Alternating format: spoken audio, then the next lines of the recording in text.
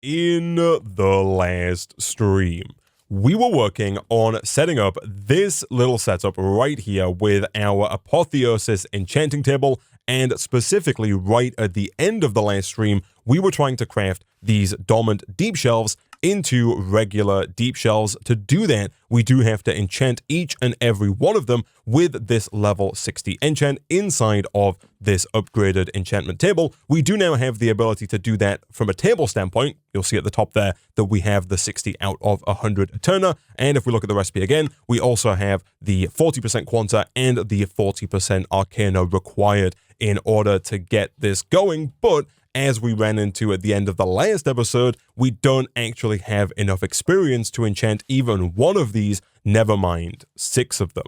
Now, since the end of the last episode, we have had our Emerald Furnace running even more, and we do have a few more lava eggs as well, and so again, if I were to temporarily turn auto-eject off and I were to grab one of these bricks here, we would get a slight influx of experience, potentially enough to take us over 60, not quite, but again, even if we managed to just get over 60, we do have to do this 6 times for each and every one of these dormant deep shelves, and so in order to get a larger amount of experience and in order to give us a general supply of mob drops going forward, what I'd like to work on in today's stream is setting up an actual fully automated mob farm that's going to summon mobs, kill the mobs, store the XP that we would normally get from killing those mobs, and also give us the mob drops from those mobs as well.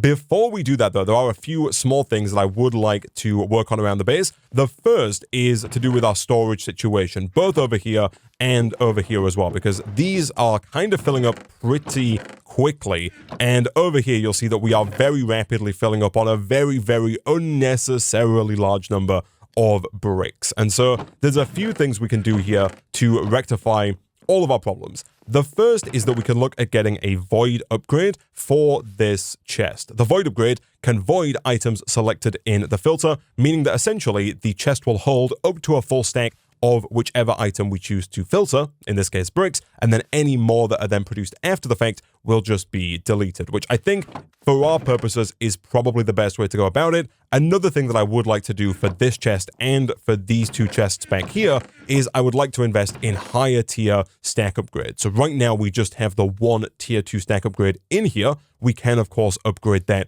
from a tier 2 to a tier 3 stack upgrade to go from 256 to 512 items per stack. But not only that, we can actually take it one step further, and it turns out you can put up to 2 of these stack upgrades into each and every one of these chests. And so if we do put 2 tier 3 stack upgrades into here, that's going to increase the stack size from its current 256 all the way up to 1024, which is going to give us a staggering amount of storage space. And the same is kind of true over here as well. Doing it with things like clay is going to free up a lot more slots for us going forward. And so most of these are actually fairly easy to make. The void upgrade is just obsidian, redstone, and an ender pearl. Boom. And then from there, we just need a few more of these upgrade bases, which we can then go ahead and upgrade into the tier 1, tier 2, and then tier 3 stack upgrades, just like we did a few episodes ago. Over here at the world engine, we are actually out of power. I did just fill up the energy cube, bring it back, and we've used all the power again. We're currently on the last craft. We're turning 4 of our tier 2 stack upgrades into tier 3, and the chat has actually made me aware of the fact that in the newest update to the pack, we have the BBL routers mod. This is going to be a super nifty mod for us here because it's going to completely get rid of the need for us to manually move this basic energy cube back and forwards over and over again, because what we can do if we get an exporter, an importer, a connector, and then at least a tier 1 RF upgrade, we're going to be able to wirelessly move power from our generators here in our base to the world engine, meaning that we don't have to move the power over manually anymore. So to make these, they're actually not too bad at all. The exporter is 1 ender pearl, 4 logs, and 4 iron, and then the importer, very similar, 3 logs, 4 iron with an ender pearl and a hopper. 1 regular hopper is going to be very easy for us to make, so we'll get one of those as well. And then from there, the connector has to be purchased. This is kind of the way that they've locked it a little bit. You do have to get to the Echo of the Machinist before you can get into this mod, but I do believe that if we head on back to spawn, we do have access to the Echo of the Machinist, and I'm really hoping that the Echo of Machinist is going to sell me the connector. He will.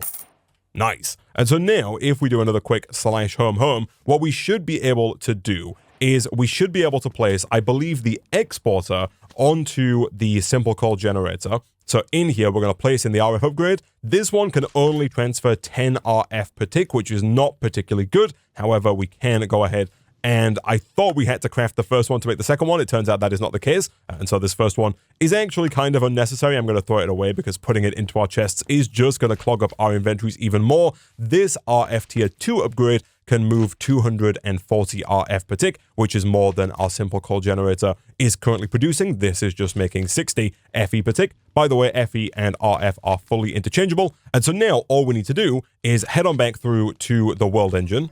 And over here, we're going to place down the importer for now on top like this. Then what we need to do is right-click on the importer with the wrench, /home, and then finally just right-click after you've thrown your wrench on the floor, right-click on the exporter with the wrench again, and those are now linked. You'll get a green line showing the connection. Again, the world engine technically is directly beneath our base, and so now we should see the power in here going down because it's being transferred out faster than it's being generated. And now, again, if we go back to the world engine, we should see either the power buffer in here going up, or more likely, the stack upgrade tier 3s are going to slowly but surely get crafted because of the fact that the power is now coming in. Now, thinking about this, I might tweak the system a little bit. What I might do is I might put the energy cube down here, put the importer on top of the energy cube, and then kind of feed the power through the energy cube so that we have a good buffer of power for any crafts that we do, because otherwise we are going to end up in a situation like this quite often where we still don't have enough power backlogged. In fact, what we could do while we wait for this to finish its craft here is we could look at actually upgrading this basic energy cube to an advanced energy cube and then potentially even to an elite or ultimate energy cube to give us a really large buffer of power that we can tap into anytime we want to use the world engine. The only things that we're missing really to get those upgrades going are more of the infused alloys, which we can of course make over in our infusing factory with some more redstone and some more copper. And once we have a stack of infused alloys, we should be able to very easily make at least one more of these energy tablets. I'm going to make a few more because I think each tier does need one. From there, we can upgrade from basic to advanced. I then actually don't know if we have any reinforced alloy left over. We totally do. Do we have any atomic alloy left over? We don't. We have one atomic alloy left, but if we really want to here, which I feel like we might as well, we can probably go ahead and fairly easily get even more of this atomic alloy. We just need to take our enriched obsidian and of course throw that into our metallurgic infuser with the reinforced alloy. And some more atomic alloy later. That is everything that we're going to need for what is honestly going to be overkill in terms of storage for power right now. This can hold 102 million FE, up from the 1.6 million that we could hold just a moment ago. And so now, hopefully, the next time that we come over to the world engine to do some kind of craft, we'll have a decent backlog of power ready to go for whatever that craft might be. Again, we are going to have to relink this, so right-click here, and then over here, just right-click again, like so. And so now that should start slowly but surely filling up on power. Let me just quickly check to make sure that the energy cube is set to receive power from the top. It is, and we're going to set it to output power to the right. Auto eject is on by default, and so this is full. And now we're going to slowly but surely fill up this energy cube whilst we upgrade our chests. So over here, what we should be able to do is put one of these in, immediately take out the tier 2 stack upgrade, and then place in another one of these tier 3 stack upgrades. Then if I middle mouse click, that's going to massively condense down all of those stacks. And that's actually gone into fewer stacks than I thought it would. I thought that was going to go into stacks of 1024 because I thought that it was additive. But it turns out these are actually multiplicative. And so as it says here, it multiplies the number of stacks that can fit into a slot by 8. And so it's actually 64 multiplied by 8 and then multiplied by 8 again, which takes us up to 4096, giving us even more capacity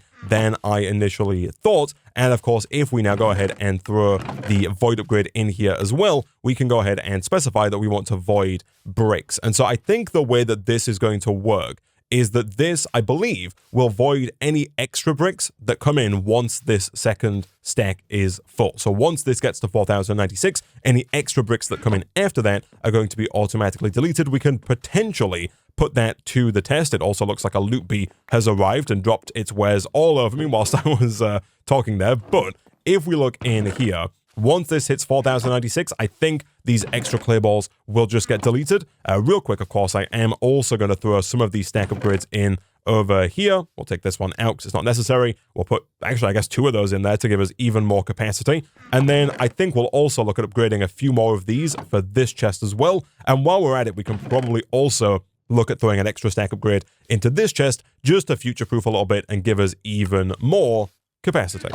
Okay, so once again, we are out of power here when it comes to trying to make especially the tier 3 stack upgrades. And so again, I will leave this here for now to do its job. Back over here, we do need to change the setting on the void upgrade. Right now it's set to void any, and so it's actually just actively deleting all of the bricks that come in. We want to change this to void overflow, which allows a single slot to be filled with the item and voids anything that overflows from that. And so I think that's going to allow us to void any excess bricks that come in. And if we ever happen to go down below 4096, it will stop deleting until we are once again above 4096. And over on the left here, you can toggle this off as well if for whatever reason you want to turn that off at some point. And so real quick, let me dump my inventory here. Whilst we wait for our chest upgrades to come in over at the world engine, there is one thing that I have been requested to make a few times now, and that is the temporal pouch. This is pretty similar to the time in a bottle, if you're familiar with that mod, and it's going to be really useful for us to have this going forward. To make it, it's actually really easy. We need 5 leather, we need 2 blocks of raw gold, we need 1 Nautilus shell, and we need 1 Eye of Ender. The only things we're missing here are the 2 blocks of gold, which we can make with our pre-existing gold clusters, and then the 1 Nautilus shell, and it also looks like we're missing 1 leather as well. The leather, though, should be very straightforward, because if we have just a little bit of rotten flesh, we can go ahead and cook that on the campfire over here into leather. And as far as the Nautilus shell is concerned, you can actually buy this from the Echo of the Wayfinder. And so once again, if we head back through to spawn and through to the Echo of the Wayfinder, I am hopeful that we should be able to purchase the Nautilus shell. Nice. And again, if we do a quick /home, our leather is now done. Let me go and grab all of that. And that should be everything we need to make the temporal pouch. The way this works is as we hold it, it slowly but surely accumulates time. You'll see right now we have 6 seconds, 7 seconds, 8 seconds worth of time, and it's accumulating slowly but surely in the pouch, and we can then spend that time to make things faster. I think we might need 30 seconds in here to start using it, but essentially once we have a bit of time backed up, we can then use it to make something like the Emerald Furnace here twice as fast. So for example, once we have 34 seconds here, if I shift right click on this, you'll see that it's now at 2x speed, and over here it did cost us 30 seconds worth of time to make this twice as fast. If you have more time, you can shift right click again to go from 2x to 4x, 4x to 8x, and I believe you can go all the way up to 256 times as fast on things like the Emerald Furnace here, if you have enough time inside of the temporal pouch. Again though, the benefit for us is this just passively accumulates whilst we're doing other stuff. And so we could also, if we wanted to here, go ahead and use this on the simple coal generator like that to make that twice as fast. That's going to make effectively 120 FE per tick. And of course, if we doubled it again, it would go up to 240. And any further than that would run us into a limit in terms of the exporter there. But that is something we can do if we just want a temporary boost to power production. Either way, though, we do now have these other stack upgrades, and so we can, again, make this chest even larger. And now that we have both of those, there's one more thing that I would like to do before we get working on this mob farm, and that is that I would like to make another set of these routers here, because whilst we can use these to move power, like we've done for the world engine, you can also use these to move items and fluids. And so if we were to make one of these item upgrades, we could then use the routers here to move items from our storage drawer right here. Again, if we put the exporter on this drawer and we put the importer on this Emerald Furnace, making sure in here that this is set to fuel on the right-hand side, which it is, we should then be able to right-click on the importer with the wrench, right-click on the exporter with the same wrench to link those two together. And now, if I'm not mistaken, we should be able to move those over just as soon as we put one of these item upgrades in. The basic tier 1 item upgrade can move 1 item per operation, and I've been told that the per operation there, by default, is per 40 ticks, which is 2 seconds. So by default, it will move one item every 2 seconds. For us, that's actually fine because of the fact that the lava eggs last for so long. But to be fair, it's really not that expensive to make the tier 2 version here, which can move 8 times as many items per operation. And so just to future-proof a little bit, I am going to go ahead and whack in the tier 2 upgrade here. And we should see that this will hopefully, look at that, start to fill up with lava eggs. And so now, no longer do we have to manually move the lava eggs from this drawer over into this furnace to keep things smelting. They're just going to keep smelting all the time. And the even better thing here is that if we wanted to, we could even go ahead and make another importer, because you can link multiple importers to one exporter. And so, for example, over here, we could put an importer down on this generator, which currently has 27 lava eggs in it. And then if we right-click here and right-click here, we should also see another line connecting that up, and we'll now see lava eggs getting sent around into here as well. And so we've effectively automated the production of the fuel, the lava eggs, and the distribution with the new BBL routers mod, making our lives just so much easier. Either way, now that we have all of that taken care of, let's pivot over and see if we can't actually get this mob farm up and running. So what we're going to do here is we're essentially going to use the same mechanism that we're currently using for this quote-unquote mob farm. That mechanism, of course, being the Dreadful Dirt. So the Dreadful Dirt that we got previously was just a quest reward. However, we can make Dreadful Dirt using the rotten egg here. And to get the rotten egg, we have to feed genetically modified chicken feed that is cursed to a chicken, and that chicken will then provide us with a rotten egg. That rotten egg will then give us the ability to convert a 5x5 area of dirt into Dreadful Dirt, and then that Dreadful Dirt will rapidly spawn a variety of mobs, which we can then kill automatically to get their mob drops and to get their experience. So to get the GM chicken feed cursed, we need to go to the Echo of the Enchanter and buy the feed. Once we're here, it's 35 coins for the GM chicken feed cursed, and then from there, we do have to sacrifice, in quotes, one of our chickens here for this cursed feed. And what I mean by that is that the chicken is not going to survive the procedure. I do want to check real quick and make sure that we have more than 2 chickens currently. I should also probably at some point in the not so distant future look at setting up like a pen for chickens and potentially for all of our other mobs as well, just to make sure that we have a decent number of them and that they're all organized for future endeavors. I do see 2 chickens. I don't think I see a third one, although there might be 1 or 2 on the minimap there. Let me quickly see if I can't find 1 more chicken out here. Okay, so I think we have exactly 2 chickens, and so I am going to breed these 2 together. As soon as we get a third chicken, we do have eggs as well, so I guess we could try for another chicken there, unsuccessfully. But as soon as we have another confirmed chicken, we can then feed this by right-clicking to one of our chickens, and then that chicken will very swiftly be converted into a rotten egg for us. And so what I think I'm going to do now is I'm going to go ahead and move the bonsai pots that we have on the back wall here to make room for our mob spawner. I'm then going to dig out a 5x5 area that's at least 3 blocks tall. It needs to be at least 3 blocks tall to spawn Enderman. If it's shorter than 3 blocks, you just won't get Enderman spawning. So we're going to make it at least 3 blocks tall. I might make it 4 blocks tall just to make it look a bit nicer. And then once we have the 5x5 area of dirt down, we can then look at how we're actually going to go ahead and kill the mobs once they've been spawned. While we're moving these bonsai pots, it's probably a good time for us to look at swapping out the chests that we currently have here for storage drawers, because all of these chests are completely full, and if we wanted to, we could go ahead and put down, let's say, 3 storage drawers like this. The benefit here is that we can store more items, so we can do something like this and kind of fill up 1 slot with logs, we can fill up another slot with saplings, a 3rd slot with apples, and then a 4th slot with sticks, and so this has exactly the right number of slots. There's another benefit as well here, and that is that if we wanted to, we could actually get rid of the hopper, because as we saw with this storage drawer, we can put a puller upgrade into the drawer to allow it to pull directly down from the bonsai pot. And so if we were to, for example, move this guy over to here, this does keep its inventory by default, which is very nice. We could then just craft up another puller upgrade, place that into the 2x2 drawer like this, set it to up, and then from there it should automatically pull down any and all resources. You'll see we have immediately filled up the 512 item buffer,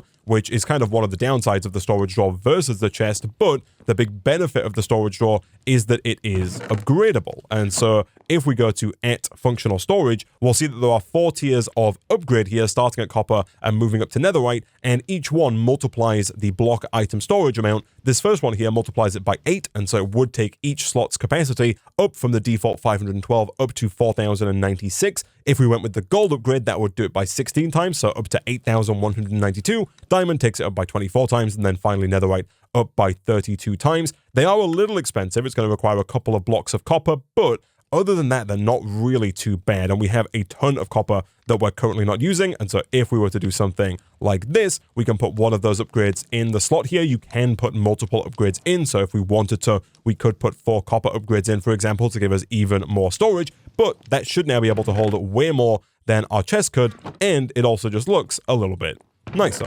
So once we've moved the bonsai pots here, we can actually use our hammer to clear out the area for the mob farm fairly quickly, actually. So I think I do want this to be centered with the rest of the base, so right about here. If we do something like that and like that, that's going to give us more than enough space for this.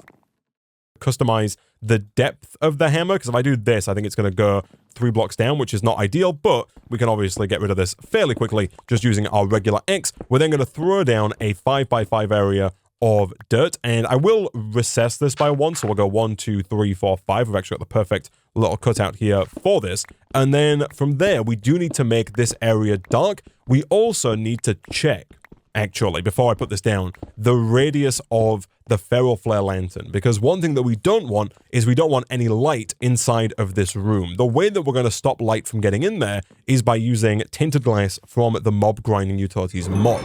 This is super easy to make. It's just glass and coal or charcoal, and the idea here is that this is a block that lets us see through but doesn't actually let any light pass through. And so what we're going to do is we're going to go ahead and place this down kind of right about here like this to hopefully block any light that's in our base from passing through. But one problem we might run into is our feral flare lantern, because our feral flare lantern, of course, puts down invisible lights all over the place, and it's currently not actually that far away from this little mob farm room. In fact, if we turn the light level overlay on, we are hoping to see this area completely dark, and I have a feeling that's not going to be the case. We might have to look at either moving this further back into the wall, or potentially even look at moving the feral flare lantern a bit further in this direction to make sure that this can become fully dark. For now, at least, it looks like the lights are not actively in here already. This is currently as dark as we would like it to be, and so for now I'm going to leave that as it is. We'll keep an eye on it though and see if it does end up getting brighter in there. So now we have 2 problems that we need to try and rectify. The first is how we're going to kill the mobs, and the second is how we're going to collect their wares. In terms of killing the mobs, we can go back to mob grinding utilities, and we can make ourselves a mob masher. This is fairly straightforward. You place this down, you give it a redstone signal, the blade starts spinning, and then anything that touches it will start to take damage. To make it, we do need to get 2 iron swords. We also need 2 iron spikes, each of which requires 3 iron swords, and so we're going to need an extra 6 iron swords on top of the 2 we already had. That should allow us to make the iron spikes just as soon as we make a few blocks of iron here. Boom, and boom, fantastic. And from there, that should be pretty much everything we need outside of a block of redstone to actually make the mob masher itself. Now, where the mob masher really starts to get good is when you look at the upgrades, because over here you'll see that we have a fire upgrade, a smite upgrade, an arthropods upgrade, a beheading upgrade, a looting upgrade, and a sharpness upgrade. And all of these can be placed into the mob masher to augment how it works. Specifically, I think we should go for the looting upgrade and the sharpness upgrade, because that's going to allow us to get more loot. The more loot upgrades you have, the more drops you get from every mob that is killed. And then the sharpness upgrade, the more of these you have in, the more damage the mob masher does, which means the faster the mobs will get killed, and again, the more loot we will get. A few of the other ones here, the fire upgrade lights the mobs on fire, the smite upgrade works better on undead mobs, the arthropods upgrade works better on spiders, and the beheading upgrade gives you mob heads. For now, I actually don't think we need those. We can obviously add them later on down the line if we need to. You'll see that we have, unfortunately, managed to get a couple of invisible light sources down in the room here, and so this is no longer dark enough, so we are going to have to move that. We also seem to have acquired a cat of some persuasion as well. I'm not quite sure how we've managed to acquire a roof-based cat, but he is there nonetheless. And so what I think we will look at doing here is potentially I might do both. I might move the Feral Flare Lantern kind of this way a bit, and I might also push the mob farm back a bit as well to try and keep it dark. Speaking of pushing things back, one of the problems with the Mob Masher is we have to physically get the mobs to the Mob Masher in order for them to start taking damage. The easiest way, I think, for us to do that is going to be using these mob fans here. These are super easy to make. It's just stone slabs, which we can make with iron and another block of redstone. And by default, this does only work in like a 1-block area. If I put this down, and if we quickly grab a lever, I can show you this working here. If I were to turn this on, like so, this is going to push us forward, I think about 7 blocks. But if I walk next to it, it's not going to push me. There are a few things we could do to rectify that. We could make multiple mob fans and turn them all on. Alternatively, we can also look at making the upgrades that are available for the fins, those being the height upgrade, the width upgrade, and the distance upgrade. For us, I think the width upgrade is really all that we're going to need. If I were to go ahead and put this in, that's going to increase the width, I believe, by 1 block in each direction. And so now, if we try and walk forward here or here, we get blocked off. Ideally, we would get a second one of these width upgrades, and it looks like we do indeed have enough feathers to make that happen. And so if we put in a second one here, that now handily covers a 5-wide area, and of course pushes them more than 5 blocks away as well. And so the final thing we need to do is get 1 more mob fan. That final mob fan is just some more stone slabs, and you guessed it, another block of redstone. That's going to allow us to push the mobs directly at the mob masher. So for example, if we were to move this guy and put him kind of right at the end of the range here, which I think is about there, we could give that a quick test. If I turn that on, it is, and then we're going to put another fan, for example, right about there, and then when we turn that on, we're going to get pushed here and then pushed here. That's going to push us directly into the mob masher. We're going to replicate that exact setup inside of the actual mob farm that we put together for our actual hostile mobs. All right, so I've gone ahead and moved the Feral Flare Lantern here. I don't know if they've changed it at some point. It used to be that when you broke the lantern, the lights would stay and they kind of slowly disappear over time. This time, when I broke the lantern, all of the lights immediately disappeared and they're kind of still slowly being placed back down. I've been told that there is a 16-block radius on this. This is now 16 blocks away from the start of that glass right there. And so I think that this should be fine and we shouldn't see any lights coming inside of here. And so really all that we need to do is break back in, place down 1 fan right about here, like this, place a second fan right about here, like this. Make sure both of those have a redstone signal. We're then going to place our mob masher down over here.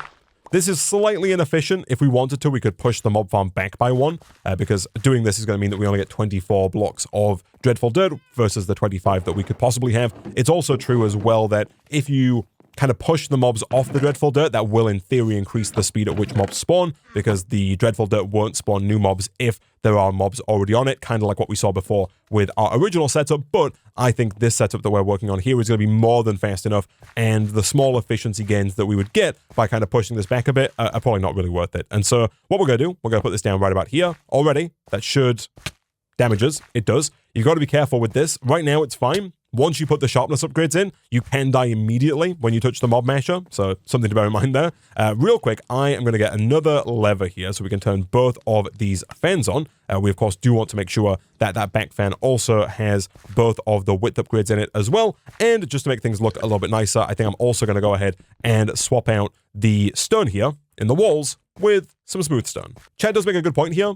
If we lower the mob fan by 1, if we move it 1 block lower like this, that's actually going to be better for us because it's going to allow us to push spiders. I think by default, the fan does only push on the level that it's at. You can change that, of course, with a fan height upgrade, but to save us making the upgrade, I think we can just put this here. That's, of course, going to blur the feet of any zombies, creepers, skeletons, and endermen, but it's also going to blur the spiders, which are not 2 blocks tall. And not too long later, this now looks a little bit more in keeping with the theme of our base, and we can now look at making these upgrades. I think almost all of the upgrades are purchasable from different echoes, or maybe the same echo actually. Are these both the echo of the machinist? They are indeed. However, they're also not particularly difficult to make, and you can only put in a maximum of 10 of them anyway. And so real quick, what we can do here, if we wanted to, for example, make 10 sharpness upgrades, is we could just go ahead and make 40 swords, and then craft those, of course, into as many mob upgrades as we can. And whenever we run out of swords, we can just make more swords and then use those more swords to make more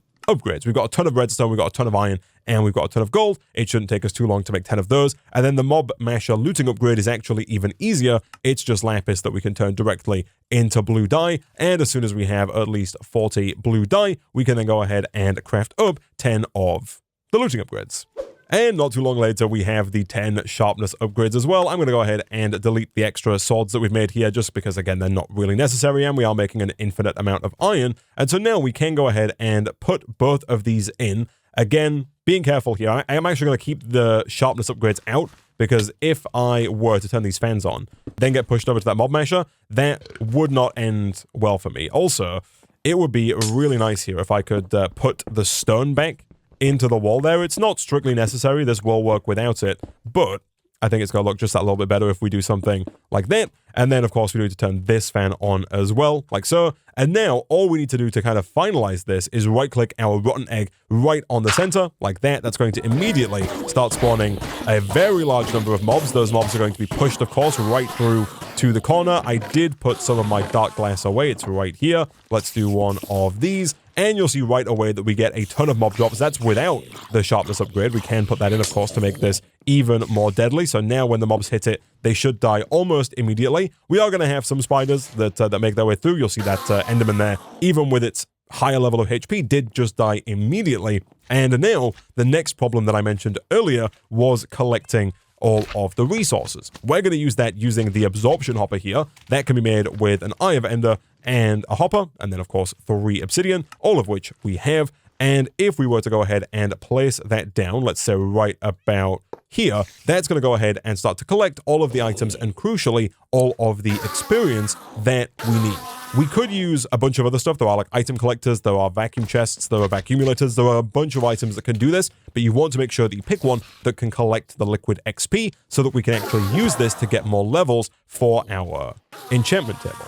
And so what we're going to do now, you can, by the way, click show area here to show the working area. For us, this working area is completely fine. You can, if you want, then offset this working area. I guess what we could do here, if we look at our compass, we're currently facing west in the top right there. So we could push this more to the west, like so. And that's going to prevent this from picking up any items that we drop on the floor out here. And it's going to make sure that we collect all of the items that are inside of our mob farm. What we now need to do is 2 things. We need to get a tank, ideally, for our experience so that we can store more than the default amount that you can store in here. And we need to get, of course, a chest. I'm probably going to go ahead and make another one of these diamond sophisticated chests that we can put down right about here. That is going to allow us to store a ton of items because, of course, again, we can put another one of the tier 3 stack upgrades, potentially another 2 of the tier 3 stack upgrades in to store a ton of mob drops, and combining that again with another void upgrade should allow us to store everything in one chest and again make it all accessible via the storage controller. We're also going to go ahead and make a jumbo tank here. This is made by crafting 4 singularity tanks. These are just made with iron and glass. Super easy stuff. And then if you combine 4 of those with 4 iron, you get a tank that can hold 1.024 million millibuckets, which is equivalent to 1,024 buckets worth of experience. We'll put that down right about here. And in here, we're going to click on up and we're going to change it to fluid. That's going to push the XP up into the jumbo tank. And then from there, we can go back to mob grinding utilities and look at making an XP tap, which is 1 obsidian and 3 iron. And with this, we can actually suck the experience out of the tank directly into XP orbs that we can then use. So if I were to right click this, that's going to take the XP out of the tank and give it to us, taking us up to level 60. As soon as we hit level 60, that's officially the point at which we can go ahead and enchant our first dormant deep shelf. Wait, what's happened here? Why are we at 56? Did I break something? Okay, so we ran into a bit of a weird, I don't know if it's a bug or if it's intentional, but we just came back and our Eterna was at like 56 and not 60. And it turns out, I think what's happened there is that the Feral Flare Lantern under here has placed like an invisible light down and that's blocked the bookshelf. For example, if I put a piece of cobblestone right here, that lowers the Eterna from 60 down to 54. And so what I did just now is I placed down cobblestone like this to kind of delete the lights that the Feral Flare Lantern placed. And then I just ultimine deleted all of the cobblestone, and that increased our Eterna from around 52, 54 up to the normal 60. And so now we can put the shelf in, we can put the lapis in, and we can go ahead and enchant this into a regular deep shelf. That did take 3 levels off us, and so we are going to need more experience. Again, thankfully, over here, this is still working away. We can continue to get more experience from this mob farm, but what I'm going to go ahead and do real quick is, of course, get another one of these oak diamond sophisticated chests, place that down right about here, set the down to items. That's going to push the items down into that sophisticated chest, and then we'll look at making some of the upgrades for that as well, specifically the stack and void upgrades, so that we can configure this how we want it to be configured. That does, of course, mean that we need to gamble once again and hopefully get netherite tier. I'll take gold tier. And not too long later, we now have another oak diamond sophisticated chest. I've made 2 more tier 3 stack upgrades, and I've made the void upgrade. And so now we can look at voiding certain items here. Now, the only slight problem that we're going to run into is just that there's actually quite a lot of stuff that we want to void. Like, I would like to void basically all bows. I'd also like to avoid basically all armor as well. It looks like we might need some kind of filter. Although the Twitch chat is telling me actually that if we upgrade the void upgrade to the advanced void upgrade, we might be able to filter based on tags. And so if we upgrade to the advanced version here and we place that in like so, now we have more options available. For example, we can go ahead and match item, match mod, match tags. So the way this works, we can take an item, place it into the slot on the filter, and then if we hover over the add tag button, we can use our scroll wheel to select the tag that we want to add. For us, we're going to go with C::tools, add, and then if we move in a piece of armor, we can also go ahead and add C::armors as well. And so now I believe that any tools or any armor that are placed into this chest should be deleted. In the top right here, there's a button that says only works with other upgrade/automation. If we click that, works in GUI as well. I think works in GUI as well. Does that mean if I so now if I take these out and put them back in, they do get deleted, whereas if it's on only with automation and upgrades, if I put them in manually, they don't get deleted, which is not really what we're after. So I'll do that as well. So now those are being deleted. If we take out what's in here and put them back in, they get deleted straight away. Any new ones that come in are also automatically being deleted.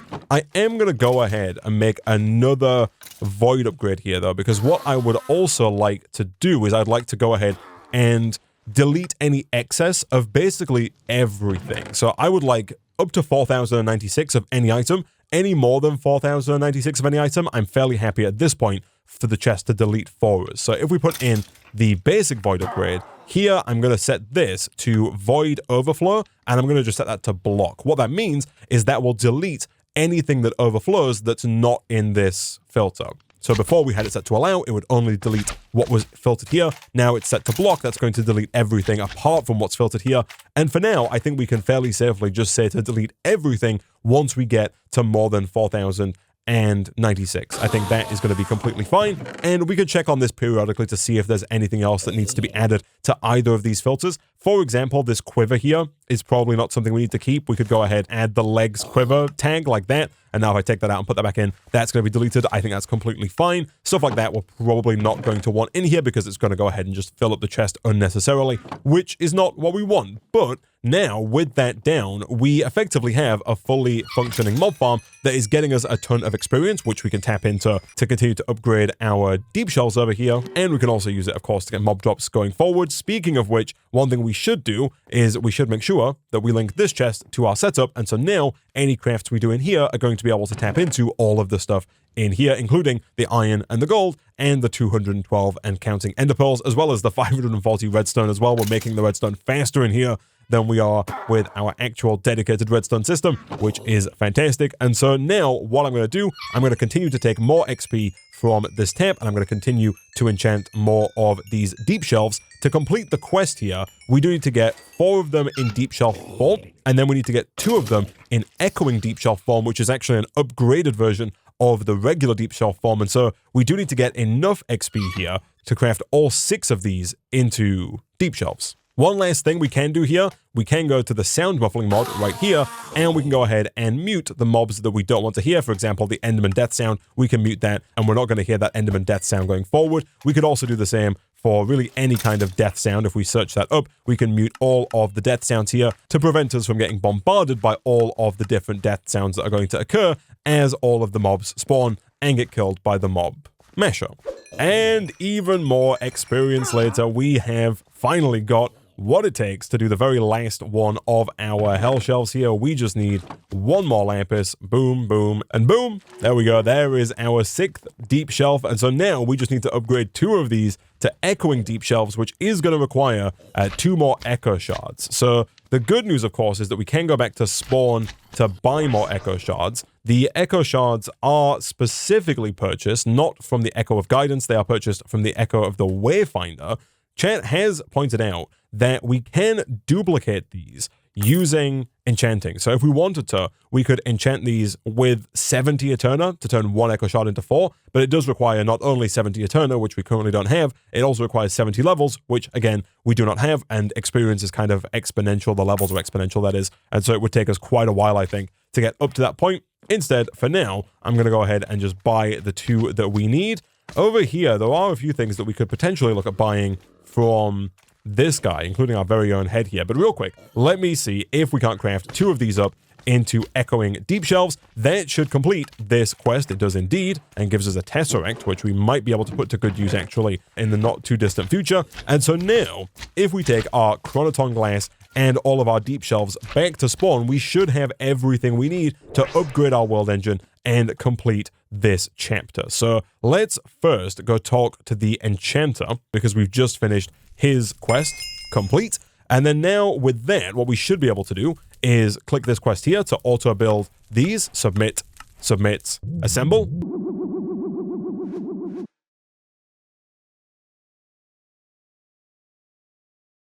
And then we'll do the exact same thing, of course, with the chronoton upgrade, hand in 36 glass, and assemble.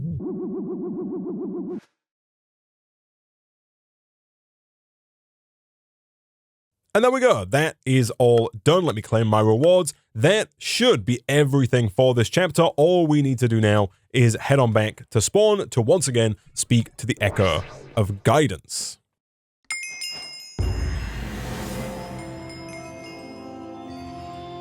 Your world engine can now support Tier 3 upgrades. The WERK will now reboot 3 additional archives. The Echo of the Infernal carries knowledge of the underworld, a place where few have survived. The Echo of the Catalyst manages machines and tools designed to accelerate your progress. The Echo of the Lightbender manipulates quantum and subatomic mechanisms. All right, so we've unlocked 3 new Echoes, and I believe in doing so, we have completed yet another quest. We have reached the max level on our unearthing capabilities, and we have, of course, unlocked the Tier 3 section of the quest book with quests for the Infernal, the Catalyst, and the Lightbender. I'm assuming that much like before, we probably do have introductory text that we can acquire from these guys. And so real quick, I guess, let's go see what these guys have to say. Completing these quests, of course, just like before, should give us a couple of waypoints on the map, which should make it a little easier for us to find where these guys are hiding out at. Hello, my friend, the Infernal. The hell's a scrawny brat like you doing trying to restore the world engine? I wouldn't have lasted a single day in the underworld expedition with a body like that. Not that many of us did, anyways. Even the strong can fall. Our commander used to say, never been truer than now. Since you look more like the brains over brawn type, I suggest you gear up before going after this upgrade, rookie. My upgrade's just another step towards that power of the deep the enchanter keeps yapping about. If you've met them. Doesn't matter if you haven't. I'm not one for teamwork anymore. My upgrade works fine without any of their magical nonsense. What you'll need is combat experience and proper gear if you're planning to take on the Guardian of the Underworld and the Vault. You'll also need to understand a bit of the spiritual side. I never used to believe in it until I saw what's down there. Get your hands on some spirit metal. It'll let you bind the physical and spiritual and underworld realms together to forge spirit blocks. Shouldn't be too hard for a determined spirit.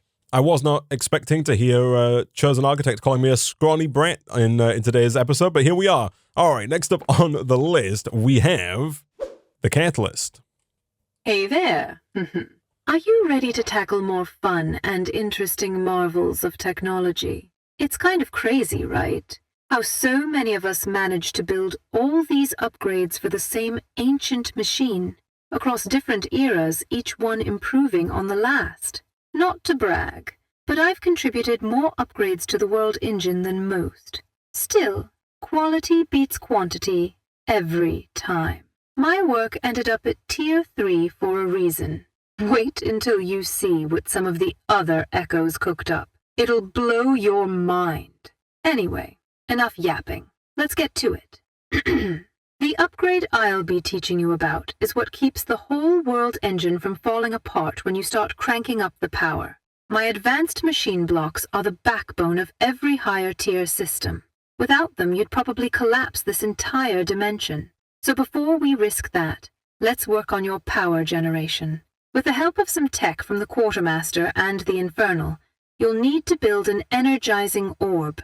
It's used to fuse high-energy materials like nitro crystals. Once you get that running, use the results to make a nitro ender cell and power up your world engine. The task here is to craft an ender cell nitro, so that's going to have us getting into the power section of the mod pack. And then finally, we have the light bender.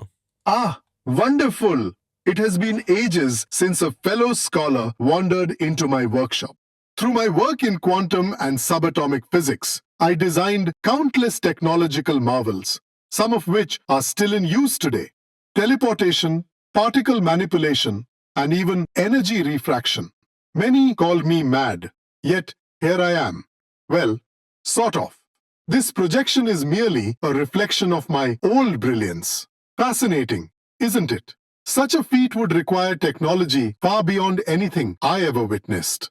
Now then, let's get you started on those upgrades for that rather dysfunctional world engine of yours. First, you must study particle formations capable of bending and refracting energy fields. In simpler terms, force fields. To master them, you must conquer a vault that will let you extract Fortron and infuse it into a metallic alloy designed to reflect energy. This will allow you to craft the Fortron blocks needed for your upgrade. So this is another vault situation. We have to retrieve Fortron-infused ingots from the Fortron vault and craft Fortron-infused blocks. And that, of course, is going to allow us to progress forward here. And I believe once we have those Fortron blocks in, we're going to unlock even more recipes that we can complete in our world engine. But all of that is going to have to be a problem for future Isaac. Next time we'll come back, I think we'll look at working our way through at least one of these tier 3 chapters next time. And I also want to look, finally, at upgrading our power situation next episode, because right now we are still only producing a combined 120 FE per tick, which is definitely not going to be enough for us going forward. But as I mentioned, that is a problem for future Isaac. For now, I'm going to go ahead and wrap up this episode of StoneBlock for there.